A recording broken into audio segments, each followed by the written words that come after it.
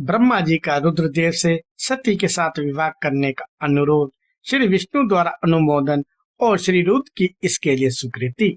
ब्रह्मा जी कहते हैं, श्री विष्णु आदि देवताओं द्वारा की हुई उस स्तुति को सुनकर सबकी उत्पत्ति के हेतु भूत भगवान शंकर बड़े प्रसन्न हुए और जोर जोर से हंसने लगे। मुझ ब्रह्मा और विष्णु को अपनी अपनी पत्नी के साथ आया हुआ देख महादेव जी ने हम लोगों से यथोचित वार्तालाप किया और हमारे आगमन का कारण पूछा। रुद्र बोले, हे हरे, हे विद्ये तथा हे देवताओं और महर्षियों, आज निर्भय होकर यहाँ अपने आने का ठीक ठाक कारण बताओ। तुम लोग किस लिए यहाँ आए हो और कौन सा कार्य आ पड़ा है, वह सब मैं सुनना चाहता हूँ, क्योंकि तुम्हारे द्वारा की गई स्तुति से मेरा मन बहुत प्रसन्न है। मुने महादेव जी के इस प्रकार पूछने पर भगवान विष्णु की आज्ञा से मैंने वार्तालाप आरंभ किया। मुझ ब्रह्मा ने कहा, देव देव महादेव करुणा सागर प्रभु, हम दोनों इन देवताओं और ऋषियों के साथ जिस उद्देश्य से यहाँ आए हैं उसे सुनिए। विषध्वज, विशेषतः आपके लिए हमारा यहाँ आगमन हुआ है, क्योंकि हम तीनों सहार्थी हैं। सृष्टि के संचालक रूप प्रयोजन की सिद्धि के लिए एक दूसरे के सहायक हैं। सहार्थी को सदा परस्पर यथोयोग्य सहयोग करना चाहिए, अन्यथा यह जगत टिक नहीं सकता। महेश्वर, कुछ ऐसे असुर उत्पन्न होंगे जो मेरे हाथ से मारे जाएंगे, कुछ भगवान विष्णु के और कुछ आपके हाथों नष्ट होंगे।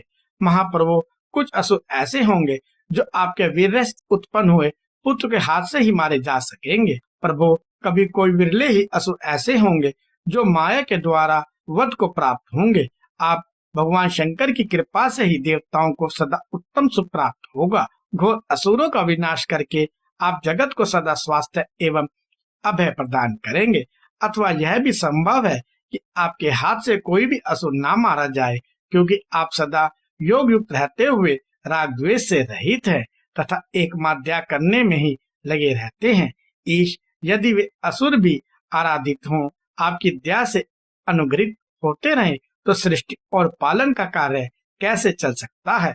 अतः विषध्वज, आपको प्रतिदिन सृष्टि आदि के उपयुक्त कार्य करने के लिए उदित रहना चाहिए। यदि सृष्टि पालन और संहार रूप करना करने हो तो भी हमने माया से जो भिन्न भिन्न शरीर धारण किए हैं उनकी कोई उपयोगिता अथवा औचित्य ही नहीं है। वास्तव में हम तीनों ही एक हैं, कार्य के भेद से भिन्न भिन्न देह धारण करके स्थित हैं। यदि कार्य भेद न सिद्ध हो तब तो हमारे रूप भेद का कोई प्रयोजन ही नहीं है। देव, एक ही परमात्मा महेश्वर तीनों रूपों में अभिव्यक्त हुए हैं। इस रूप भेद में उनकी अपनी माया ही कारण है। वास्तव में प्रभु स्वतंत्र हैं, वे लीला के उद्देश्य से ही सृष्टि आदि कार्य करते हैं। भगवान श्री हरि उनके बाएं अंग से प्रकट हुए हैं, मैं ब्रह्मा उनके दाएं अंग से प्रकट हुआ हूँ और आप रुद्रदेव उन सदाशिव के हृदय से आविर्भूत हुए हैं। अतः आप ही शिव के पूर्ण रूप हैं। प्रभु, इस प्रकार अभिभिन्न रूप होते हुए भी हम तीन रूपों में प्रकट हैं। सनातन देव, हम तीनों उन्हीं भगवान सदाशिव और शिवा के पुत्र हैं। इस यथार्थ तत्व का आप हृदय से अनुभव कीजिए। प्रभु, मैं और श्री विष्णु आपके आदेश से प्रसन्नता पूर्वक लोक की सृष्टि और पालन के कार्य कर रहे हैं तथा कार्य कारणवश सपत्नीक भी हो गए हैं। अतः आप भी विश्व हित के लिए तथा देवताओं को सुख पहुंचाने के लिए एक परम सुंदरी रमणी को अपनी पत्नी बनाने के लिए ग्रहण करें। महेश्वर, एक बात और है, उसे सुनिए। मुझे पहले के वृत्तांत का स्मरण हो आया है। पूर्व काल में आपने ही शिव रूप से जो बात हमारे सामने कही थी वह इस समय सुना रहा हूँ। आपने कहा था, ब्राह्मण, मेरे ऐसे ही उत्तम रूप तुम्हारे अंग विशेष ललाटों से प्रकट होगा, जिसकी लोक में रुद्र नाम से प्रसिद्धि होगी। तुम ब्रह्मा सृष्टिकर्ता हो गए, श्री हरि जगत का पालन करने वाले हुए और मैं सगुण रुद्र रूप होकर संहार करने वाला होऊंगा। एक स्त्री के साथ विवाह करके लोक के उत्तम कार्य की सिद्धि करूंगा।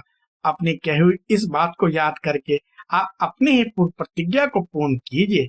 स्वामी, आपका यह आदेश है कि मैं सृष्टि करूं, श्री हरि पालन करे और आप संहार के हेतु बनकर प्रकट हो। सो आप साक्षात शिव ही संहारकर्ता के रूप में प्रकट हुए हैं। आपके बिना हम दोनों अपना अपना कार्य करने में समर्थ नहीं हैं। अतः आप एक ऐसी कामनी को स्वीकार करें जो लोकहित के कार्य में तत्पर रहे। शंभो, जैसे लक्ष्मी भगवान विष्णु की और सावित्री मेरी सह धर्मिणी है, उसी प्रकार आप इस समय अपनी जीवन सहचरी प्राण वल्लभा को ग्रहण करें।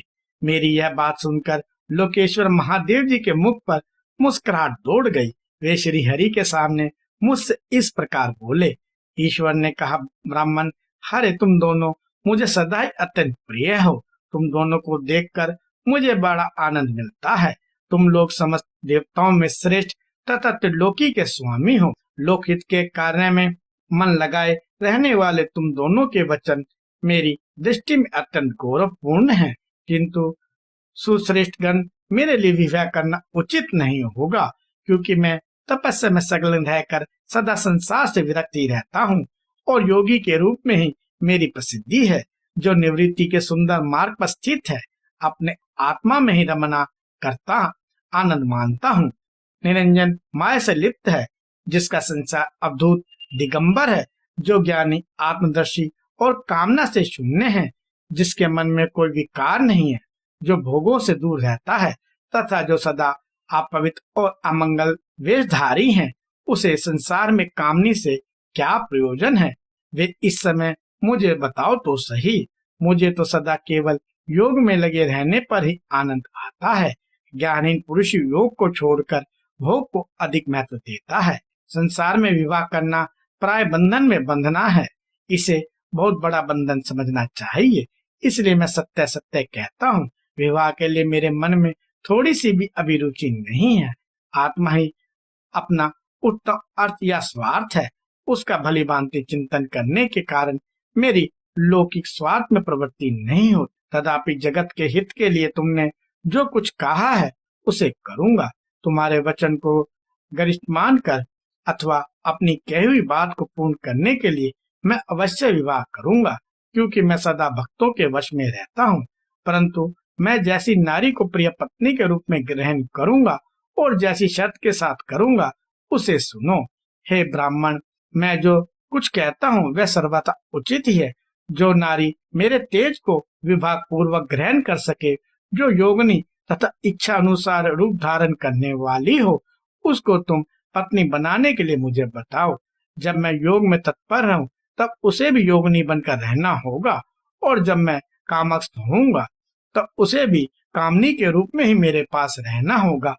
वेद वेदता विद्वान जी ने अविनाशी बतलाते हैं। उन ज्योति स्वरूप सनातन शिव को मैं सदा चिंतन करता हूँ और करता रहूंगा। ब्राह्मण, उन सदाशिव के चिंतन में जब मैं ना लगा हूँ, तभी उस भामनी के साथ मैं समागम कर सकता हूँ, जो मेरे शिव चिंतन में विघ्न डालने वाली होगी। वह जीवित ना रह सकती। उसे अपने जीवन से हाथ धोना पड़ेगा। तुम विष्णु और मैं तीनों ही ब्रह्म स्वरूप शिव के अंशभूत हैं। अतः महाभागन, हमारे लिए उनका निरंतर चिंतन करना ही उचित है। कमलासन, उनके चिंतन के लिए मैं बिना विवाह के ही रह लूंगा, किंतु उनका चिंतन छोड़कर विवाह नहीं करूंगा।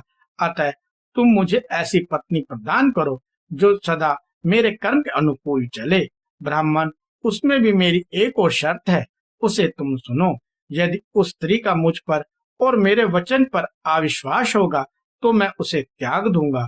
उनकी यह बात सुनकर मैंने और श्री हरि ने मंद मंद मुस्कान के साथ मन ही मन प्रसन्नता का अनुभव किया। फिर मैं विनम्र होकर बोला, नाथ महेश्वर प्रभु, आपने जैसी नारी की खोज आरंभ की है, वैसे ही स्त्री के विषय में मैं आपको प्रसन्नता पूर्वक कह रहा हूँ। साक्षात सदाशिव की धर्म पत्नी जो उमा है, वही जगत का कार्य सिद्ध करने के लिए भिन्न भिन्न रूप में प्रकट हुई हैं। प्रभु, सरस्वती और लक्ष्मी, ये दो रूप धारण करके वे पहले ही यहाँ आ चुकी हैं। इनमें लक्ष्मी तो श्री विष्णु की प्राण वल्लभा हो गई और सरस्वती मेरी। अब हमारे लिए वे तीसरा रूप धारण करके प्रकट हुई हैं। प्रभु, लोकहित का कार्य करने की इच्छा वाली देवी शिवा दक्ष पुत्री के रूप में अवतीर्ण हुई हैं।